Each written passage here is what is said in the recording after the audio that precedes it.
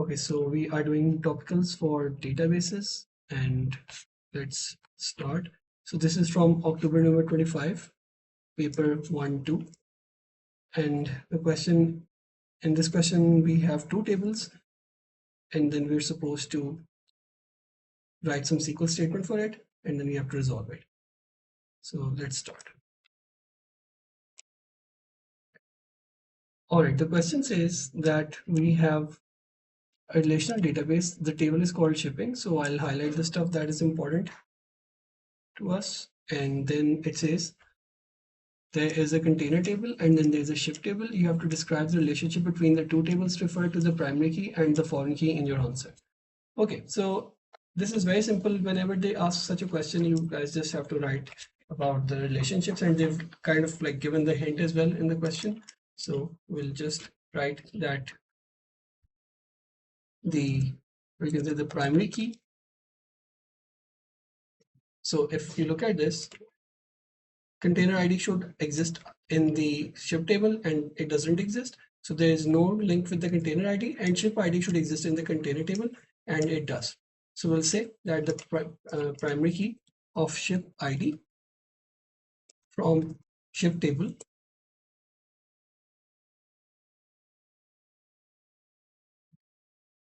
exists as a foreign key exists as a foreign key, let's call it ship ID as well, in container table. And this should all be there, container table, allowing both tables to be linked in a one-to-many relationship, right? In simple terms, it means that one ship ID can carry multiple containers. One ship can carry multiple containers, and that's what it says. So you get 2 marks for writing this. Okay, then the next question says the table container needs an additional field to store the data for the last inspection date. Write SQL script to add one field to the table container to store the date of last inspection of the container, for example, like this. Okay, so whenever we have to add a new field, does anyone remember what is the SQL statement for that? For this, we will use the alter table. So alter table, and we have to alter the table container. So this is used when you have to change the structure of the table by adding a new field.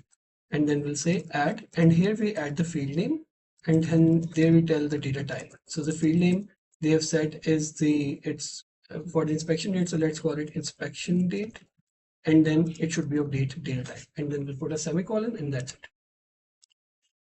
Okay, then in the next part they're saying write an SQL script to return the number of containers, which means you have to use some sort of count stored in the database for the ship with the name Caledonia.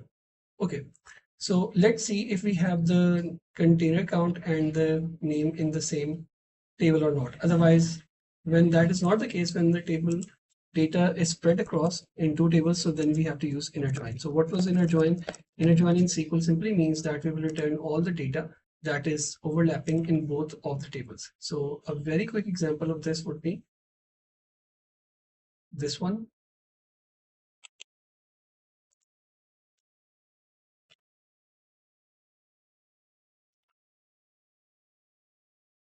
So this is like the Venn diagram of the overlap. And if you look at this table, so it's a bit blurry, but it serves the purpose. So here we go. So here we have the table on the left, and then we have the table on the right. So we have the primary to foreign key relationship. And when we do an inner join, since the primary key is customer ID 3 and 5 exist in the other table as foreign keys, right? So we'll only return the fields that have the overlapping field, which is 3 and 5, and return the data from both the tables. So you guys should remember the syntax for it as well. So what is the syntax for the inner join?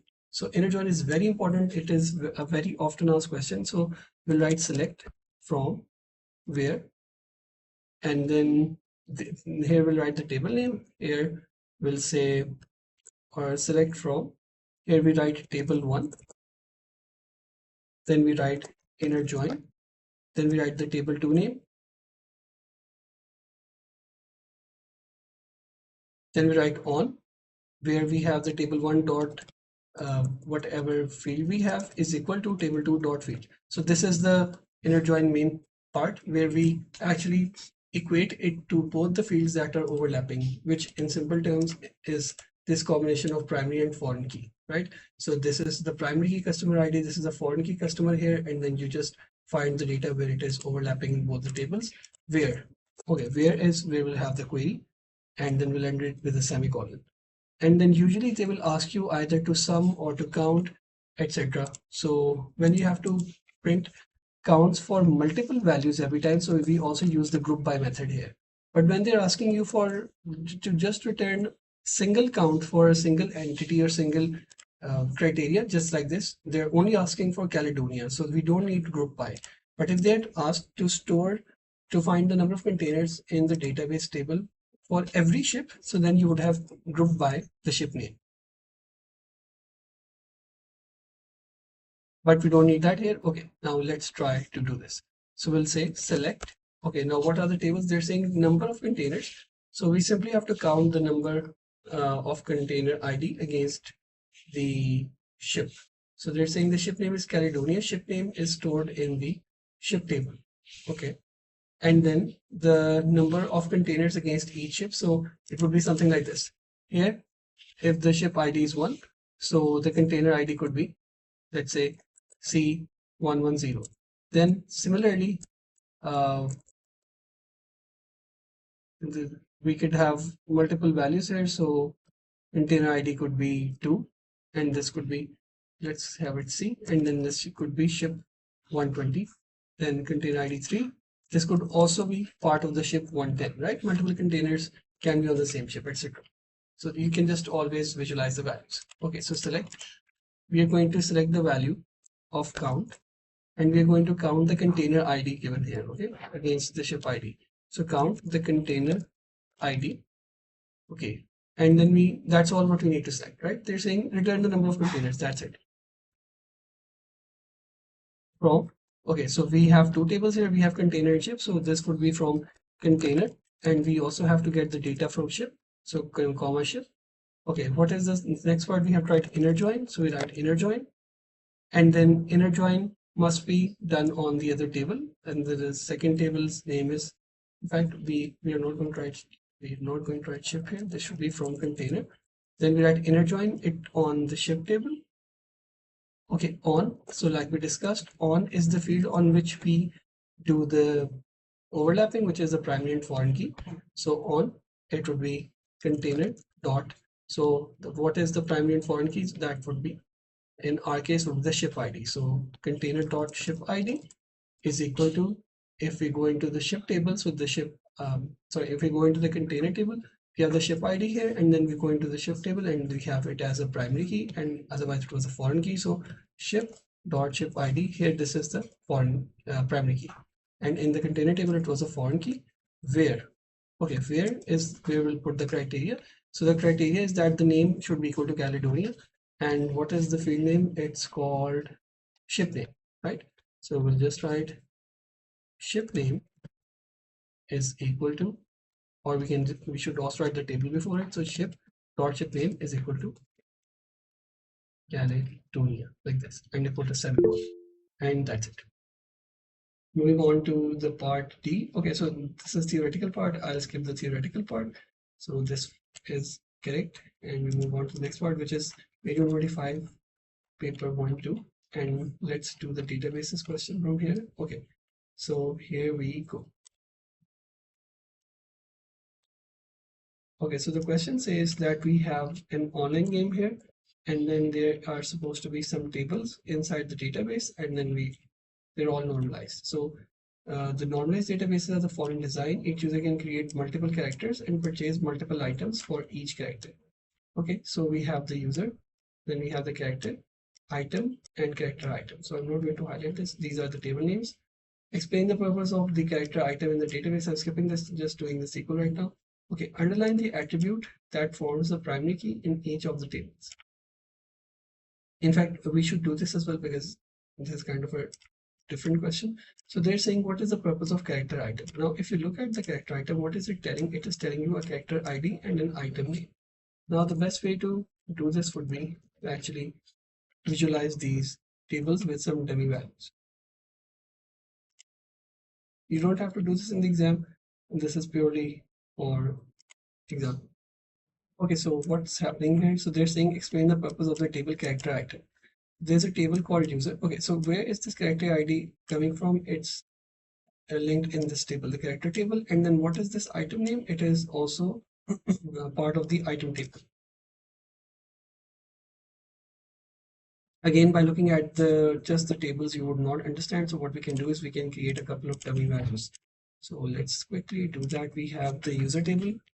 So what is happening here? So I've just created the tables that we're supposed to have in the database just to understand what's happening.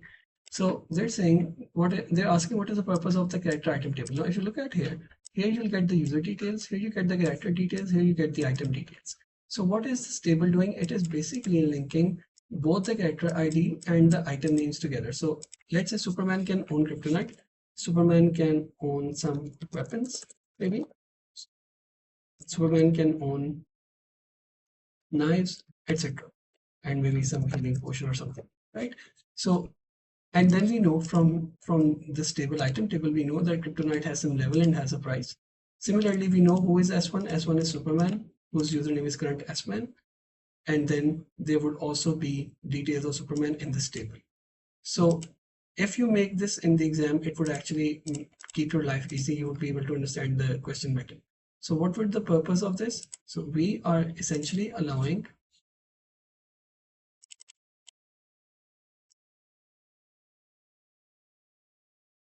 we are saying that now, so this table will allow the characters to own multiple items, right? Otherwise, you cannot do that. If you do not have this table, your characters cannot own multiple items because there is no way to link them together. So you'll say that it allows the characters to own multiple items. So this would get you 1 mark, and you'll say by linking the character and item tables. So this will get you the second one. This is what we're doing. Okay, so next part they're saying underline the attribute or the attributes that form the primary key in each of the tables.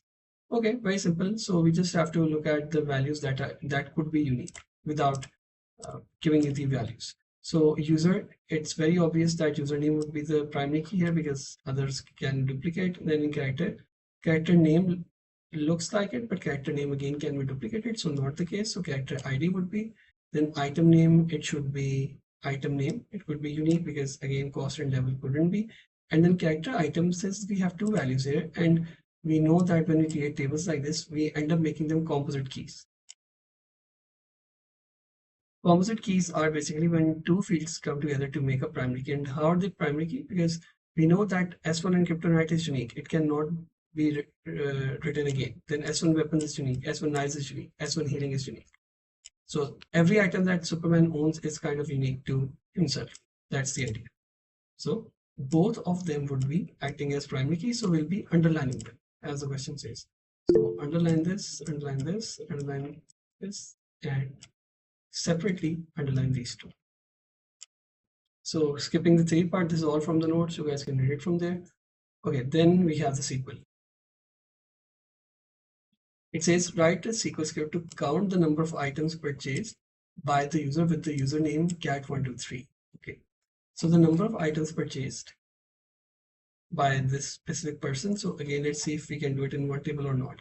So we are looking for a username that is cat123. So let's get rid of this. Okay, so cat123, this would be the character, this would be the username cat123. So we'll get the username from here. That would be cat123. And they're saying count the number of items they have bought.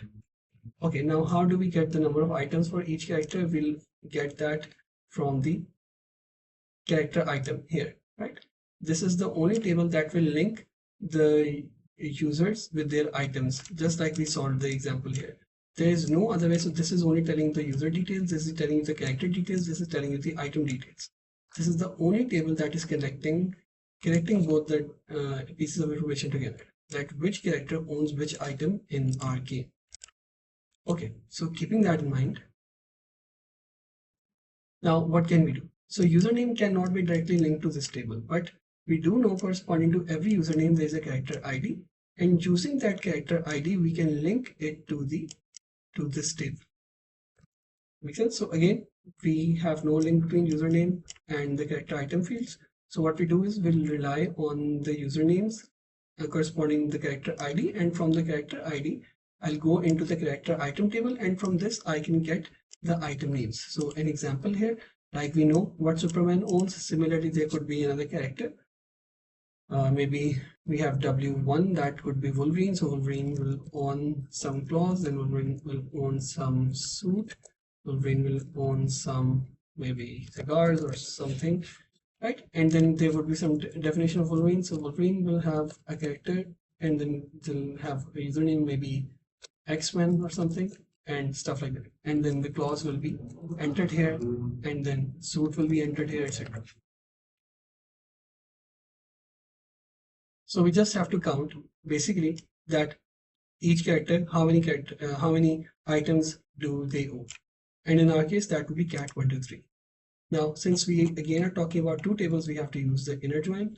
And as discussed before, we have to use the same syntax. So the syntax is like we have discussed. It is select from, and then we write the table names, and then we do inner join, then the second table name, and then we write on, and then we write where. Okay, so let's start. So we only need to count the number of items purchased. So we have to use the count function, and then we are counting the item name here, right? So we're supposed to count how many items does each character own. So we'll count the item names. So that the field name is called item name. Okay, so this is item dash name like this. Okay, then there's no dash in fact. From the table name is called character item. So we'll write from character dash item like this. Then we're going to inner join it on the second table, which is character table. These two tables would be linked together, and here we're going to check on which field are we doing the join. So we discussed that it should be done on character ID because this is the only field that is overlapping in both tables. So I'll write inner join on character dot character ID, where it is equal to character item table, which is the second table, dot character ID like this. Okay, where now we have found the overlapping data. Now what do we need to extract further? We need to extract the one with the username cat123, and that username is stored in the character table. Again, how do you know this? This is given to us in the question. So in the character, we'll have the username. So character table dot username is equal to brackets, quotation marks, cat123, and then we put a semicolon. And this is the whole inner join. With this, the inner joining is done. Then in the second part, they're saying the following change needs to be made to the character with the ID 0002. Level change to 3 and money change to 1. Okay, so again, when we were supposed to add the field, to add a field, we use the SQL statement that is alter table. Now, when you have to add a record or when you have to change a record, what we do is we use the keywords update, table, and set, and where. So what are we going to write here? So they're saying first look for the ID, but that is 0002, and then change these values to this. So I'll write update. The name of the table would be character because this is where the character ID and level is stored. So if you look above, so we have the character where there's character ID, level, and money. So update character, and then we're going to set. Okay, level is set to 3. So level is level with capital L, and then we have money with capital M. So set level equal to 3, and then we separate by a comma, and then money equal to 1000.00 like this. Okay, on which records do we change this? On which rows? So we have to change them where the ID is equal to 0002. So where character ID is equal to, again, this is a string value 0002, and then we put a semicolon, and that's it.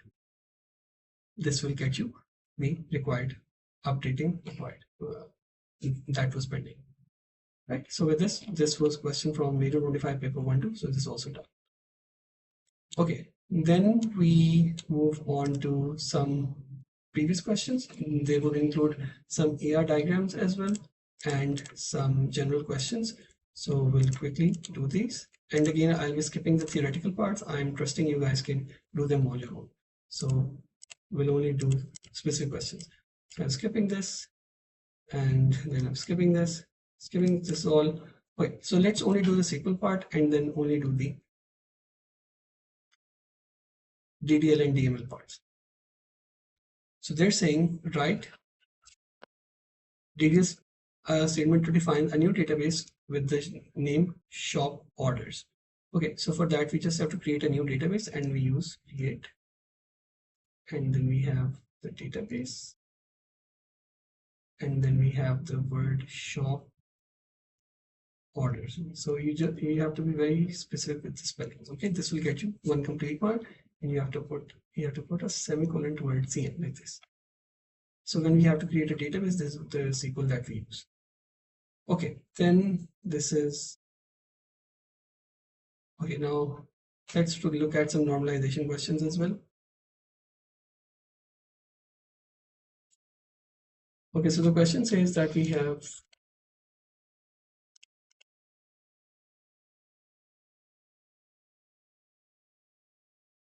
okay, so Raj owns the house that other people rent from him, and then he has a database that stores the details, and then the database is called this, and then it has a following structure.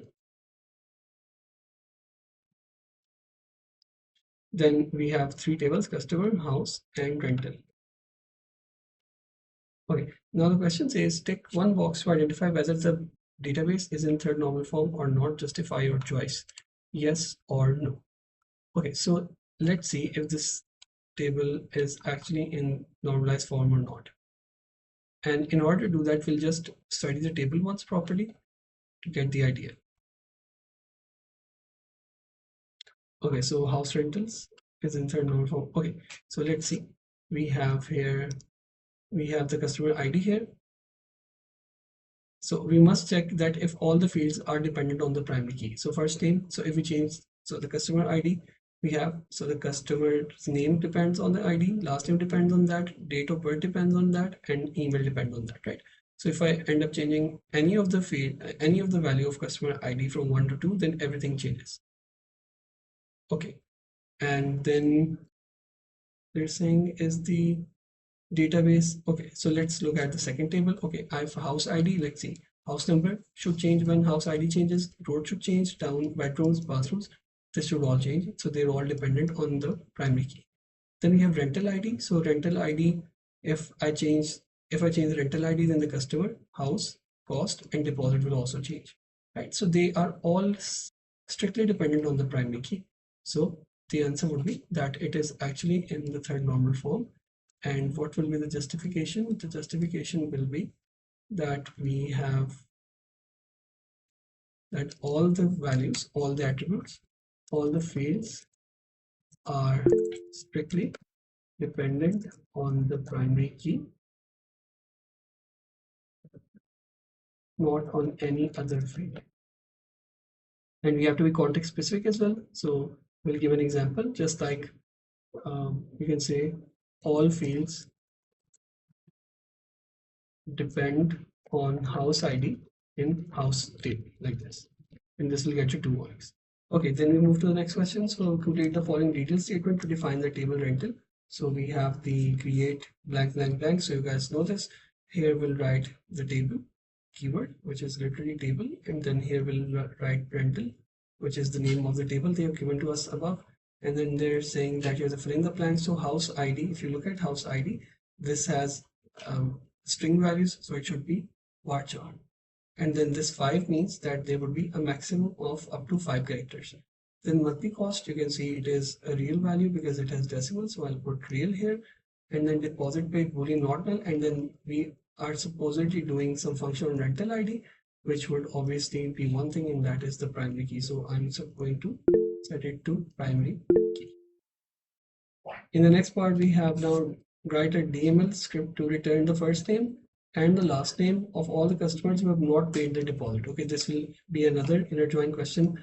Again, they're saying you have to return the first and last name who have not paid the deposit. Okay, so the first name is in the customer table, last name is in the customer table, and then deposit paid is actually in the rental table. So I'll clear all of this. So again, what do we have to do? We have the first name here, last name here, and deposit paid here. How do we link these two tables together? So customer ID is a primary key here, and here it is a foreign key. So now this is how I'm going to inner join. You guys have enough experience of inner join now. So again, first of all, we'll write the syntax of inner join.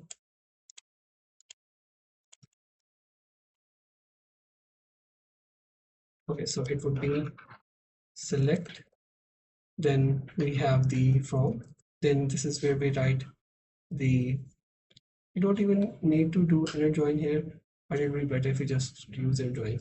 Then we do inner join, then we do on, and then we do where, like this. Okay, so we're going to select the first and the last name. So select the first name and the last name. This would be done from the table. The table is called customer, and then we have the rental. From the table customer, inner join it on rental. On which fields? So we discussed that customer ID is present in both of them. So customer.customer ID and rental.customer ID.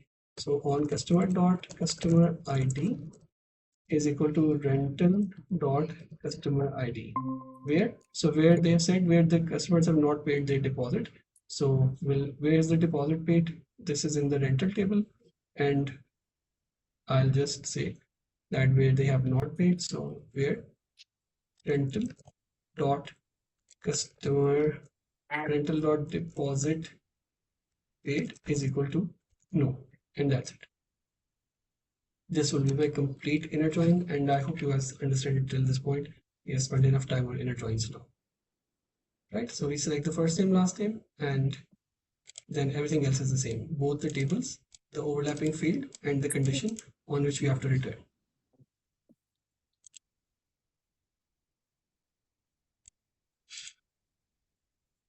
Okay, so moving on to the next part. Again, we'll only be looking at the SQL parts or normalization or anything that is usually out of the norm. So they're saying Javier uses the DDL and DML language to complete the following DML statements to return the number of cars for the sale in each shop. Okay, should not be that tough. Okay, so select count of what? So they're saying number of cars for the sale in shop.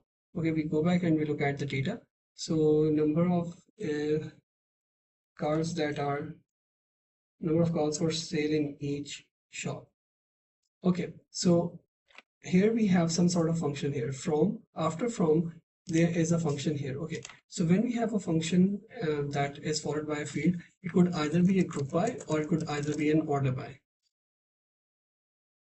Now, order by doesn't make any sense here because we're not supposed to sort in ascending or descending order. So the only option left is group by. Now, why do we have to use group by? Because the question says that we have to give the number of sales in each shop. So the data should look something like this. Let's say there's a shop in, maybe we have a shop in London, and then number of cars for sale, maybe it has 20 cars for sale. Then we maybe have Paris, it has 30. Then maybe have Barcelona, then it has 50, etc. So we are grouping the values by the shop ID, right? So let's assume these are shop IDs, London, Paris, Barcelona, etc. So what are we supposed to count? So first of all, we go up and we look at the shop ID. So this is already being used in the group by.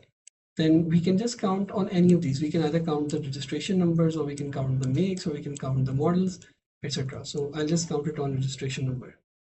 So I'll count all the values of registration number from the table. The table's name is car, and that's it. So what it will do is it will count all the registration numbers. So whatever the registration numbers are, A, B, C, D, and corresponding to their shop ID, and then we'll group them by the shop ID, and we'll get something like this as the output.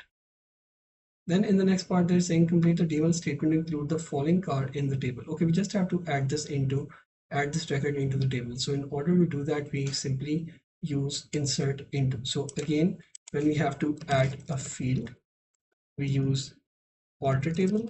When we have to modify a record, we use the update. And then when we have to add a record, we use insert into values, these keywords. So here we'll write, just a second. So insert, then we write into the card table. Okay, and the values are already given to us in the parentheses. So I just have to write the keyword values here. And again, this gets us full marks. Moving on to the next part. Okay, so let's do these. This is an interesting question. This is from November 2021, variant 1, 2. Okay, they are saying that we have some questions here for the normalization, and they're saying check one box in each row to identify the appropriate stage for each task. Okay, remove any partial key dependency. So we discussed this a while ago. How do we know the normalization? How does it work? So we have the rules. So partial key dependencies are removed in the second normal form. So this would be 1NF to 2NF. Then removing any repeating groups of attributes. So this would be the answer. And then they're saying you have to create the ER diagram. So we have to make these relationships. Okay, first let's identify the primary and the foreign keys. So in the plant table, we have the plant name. Let's see if this exists as a foreign key anywhere. Okay, not in this table, not in this table. Okay, it exists as a part of composite key here, right? So this would be a one-to-many relationship because one plant could be part of multiple purchases, right? One plant, so like rows, like lays, they could be part of multiple orders. So this would be a one-to-many between plant to purchase item. So plant to purchase item. Can you explain? So one-to-many, then we go back up. Okay, let's look at the second table. Let's look for customer ID now. Where does customer ID exist in another table? Okay, it exists here. So this would also be a one-to-many between customer to purchase. So customer to purchase, you will make a one-to-many like this. Then there is going to be an other. Let's look for purchase ID. Does it exist in the table? No, not here, not here, and yes, purchase ID exists here as part of the composite key again. So this would be a one-to-many. So purchase to purchase item, this would be a one-to-many relationship like this. And this is your complete answer. You will get 3 out of 3 marks for this. And it's fine if there is no relation between these two tables. It's not necessary that every table is linked to the other table. So we're going to move on. Okay, the shop manager uses both the DDL and the DML statements to create and search the database. Complete the DML statements to return the total number of items purchased with the ID of this. Okay, this is a very simple SQL question. So you have to sum the return sum. You have to total number of items purchased with the ID of 301AA. Okay, so where can we find the purchase ID? Let's see. So purchase ID exists in this table and then also in this table. So alongside the purchase ID, we also need the quantity, and quantity exists here. So we will be talking about the purchase item table, right? So we are going to total the number of values they have purchased. So we are simply going to put quantity in the sum function. This would be quantity goes here from the name of the table was called purchase item. I'm just writing the short form here, purchase item where. Okay, they've directly written where the ID is equal to 3011A. So what is the name of the field that has the ID? It's called purchase ID, like this one. So I'll say where purchase ID is equal to 3011A, and I'll close the quotation marks. In the final part of this question, they're saying write DDL statements to include a field in the table purchase to store the date of the order. Okay, again, we have to add a new field. So as discussed, to add a new field, we use the syntax alter table, and the name of the table is purchase. So we write that, and we write add, and then we write the new field. So they're saying store the date of the purchase. So let's call it date of the order. Okay, so let's call it order date, and then the type must be date, and then we put a semicolon, and that's it. Or we can even write add as lowercase as well. So SQL is lowercase sensitive.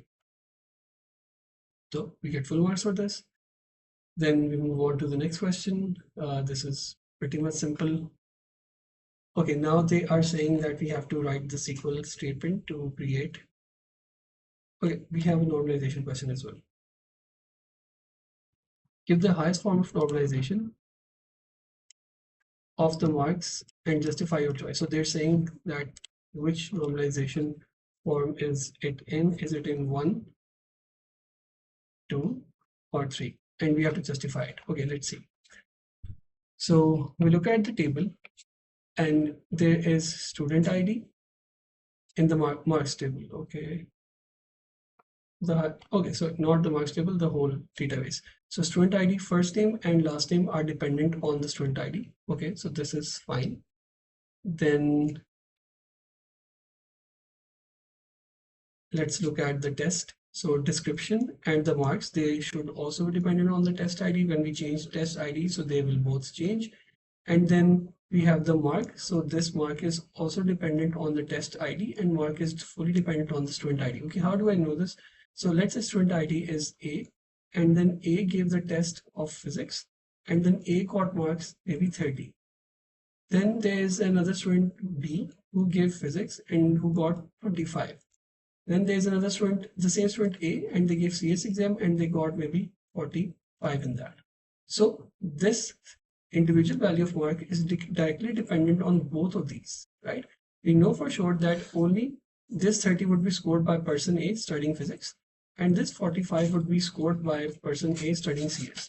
So it's all in correct normal form, and the highest form here would be 3 because there are no dependencies here at all. So this would be 3. And then the justification, just like we discussed, so we need to give 2 justifications here because this is a 3-mark question. So we'll write for third normal form, we say that there are no transitive dependencies. So there are no fields that depend on the primary key and in return also depend on each other. And you can also say that each field is strictly dependent on the primary key and no other field. Like this. And you get 3 marks for this. Okay, then they're saying write the SQL script to create this table student test. Okay, so in order to create the table, again, we have discussed this. So you just need to memorize the syntax here. So we have the create table. The name of the table is student test. Then we put brackets here and we close the brackets somewhere towards the end and we put a semicolon. Okay, so there is supposed to be a student ID. So student ID. Then the type would be integer, then comma. Then we have test ID, which is going to be of type varchar. You can put a limitation of 3 characters because we are seeing a max of 3. It's up to you. Then the next thing is mark. Mark is also an integer. Okay, and then this comma separated value. Okay, now we are supposed to set. If we go in the question box, the student ID is the primary key here, right? And the student ID is referred to as the foreign key in the student test table as well. And it's also the, yeah, so we are creating which table here? Student test. Okay, student test has student ID, which is a primary key in the student ID here. Here it's a composite key, technically acting as a foreign key here. And then test ID in the student test is also a primary key in test ID. So this is acting as a foreign key as well. So we have to define these foreign keys, and then we have to define the primary keys as well. So in this table, what is the primary key? So in this table, the primary key is going to be a composite key of 2 fields, student ID and test ID. So I'll write student ID, comma, test ID like this. Okay, then we have to define the foreign key. So foreign key. Okay, so now foreign key is test ID in the test table, right? It's a primary key here, but so it's also acting as a foreign key in the table. So we'll say foreign key in this table is referencing the test ID, which references the test table test ID. Okay, what does this mean? So we're saying that the test ID, which is the part of this table, this test ID, let go. Okay, so this test ID that we're looking at, it's acting as a primary key in the other table and basically sort of like a foreign key here. And we define it as the composite primary key here, right? So we have to define the foreign key here. So we're saying foreign key, the test ID, will reference the test ID in the test table. So where is that? So this in the test table, this is the test ID. So this is how we are assigning it to be a primary key, and it's also acting as a foreign key. Similarly, if we talk about this student ID here, this student ID will also act as a primary key in the student ID table, and it's kind of acting as of a foreign key here. And it's also part of a composite primary key, so acting both at the same time. So here we'll say that there's a foreign key here as well, another, which is going to be student ID, which will reference the student table's student ID like this. And that will complete the question. And then we close the bracket and then we put a semicolon. Then they are saying that write the SQL script to find the average mark of the students in test A7. Okay, so they're saying find the average. Okay, so we just have to output the average. So select AVG of the mark of students in the test A7. So what is the name of the field that contains the marks? It's called mark. Okay, so mark, and then from the table is called student-test, and then where, what is the condition? Where the test is equal to A7. So how do you find the test? It will have a test ID. So we'll write test ID is equal to A7 in quotation marks, and we put a semicolon, and we get 3 marks for this as well. With this it ends, and let's do this one more question and then maybe we can continue later. Okay, so here we go. All right, so the database films stores information about films and actors. Part of the database is shown like this. So they're saying complete the ER diagram. Okay, again the same logic. So primary and foreign key identification. So here we have the actor is the primary key here, and actor is a composite key here, but also acting as a foreign key. So from actor to film actor, we make one to many like this. Okay, then we have film fact, we have film ID here, and film ID also exists as a foreign key and part of the composite key. So from film fact, we make the film actor from one to form one to many relationship. So not correct, it should be like this. Okay, looks so. Okay, then they're asking explain the why film actor has a composite primary key. Okay, so again, and like we discussed before, we always have we have a composite primary key for something like this. So we can because neither of these fields can uniquely identify the record, right? So S1 will repeat multiple times, W1 will repeat multiple times, kryptonite can repeat multiple times, items can repeat multiple times, right? In the previous example. But when we combine them both, now they will be purely unique. So even though Superman and Wolverine both will own armor, but they will have different usernames or the character IDs, which allows them to become unique. So that would be the answer, that both fields can not uniquely identify a record on their own. So this is 1 mark for the generic answer, but they're asking specifically for film actor, right? So they're saying film actor and film ID.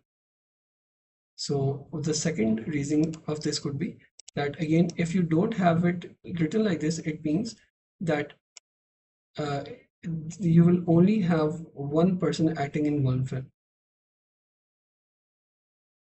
right? So here we'll just, in this case, what will happen is, so you'll have one actor, and when you lock it with the film ID, so you can say something like this. So let's say we have actor maybe actor A, and the film ID is 1, and then we have actor A again trying to appear in film ID 1, which would clearly be wrong because they are both serving as a composite key. So this would be a composite key here, both fields. So this would not be allowed because it's a repetition, but an actor B can be in the same film, actor C can be in the same film, etc. But not actor A again. If we try to write it this way, this would instantly be flagged as invalid because you are trying to repeat a value of the primary key. So this would ensure that the same actor does not appear in the same film twice, which can obviously not happen. Both fields cannot be declared in record on their own, and we can also talk about the fact that an actor can't show up twice in the same film, right? But the corresponding what was it, film ID, but the corresponding film ID keeps the value unique, something like this. Is part C. So complete the SQL script to return the IDs of all the actors in the film with the title Cinderella. Okay. This is again going to be an inner join. So let's figure out which tables are going to inner join. So there might be some hint as well. So we know for sure, okay, they've already told us. So there's a film fact table and then there's a film actor table. Okay, so we are just supposed to use these. So we are going to return the IDs. So how do I get the ID out? From the film actor table. So let's look for the actor in the film actor. Okay, that is the actor ID. So I can just write actor ID here because it's being pulled from the film actor table. So I don't need to use the dot notation. Inner join. So the second table we're talking about is the film fact because it's written below. On film fact dot film ID is equal to, okay, so let's look for the film ID in actor table. So what is it called in the actor table? It's called film actor table. It's also called film ID. It should be film dash actor dot film ID, where film dot film title is equal to what? It should be equal to Cinderella, and that's it. You get 4 marks for just writing this. Right. So the same keywords that we have done, we have select, from, inner join, then we have on and the overlapping field, and then we have the where. Okay, right. The SQL script to count the number of films that were released in 2022. Okay, so now let's look for date and the film. So where's the date here? The date is written here. Date of, this is not date of birth, so this is the release date, right? So we have to count based on this. So we also have the film ID here. So we can just count how many films were released on a certain date. We don't have to do any joins because it's already in the same table. So we'll say select the count of the film ID from the film fact table where. Okay. So we have pulled the value of release date and we are counting all the films that were released on a certain film date. But the question is saying that you have to check for the ones that were released in January 2022. So that means between 1st January and the last of that January of the same month. So where release date is greater than equal to. Okay, now whenever we have to include the date notation in databases, it must start with the hashtag. So it should be 01-01-02022 like this, and release date, or let's go on to the next line, release date is less than equal to, again, hashtag 31-01-2022 and hashtag close, and we also have to close the hashtag above, and then we put the semicolon. Or you could also use the between operator. Okay, but this is closer to pseudocode, so let's stick to this to avoid any confusion. And with this, it will return you the number of films that released in this date, and this is purely for the data type. Okay, not otherwise. Right. So this is all the way till 2021 past papers. 25. We start from 25 and then we went back to 21.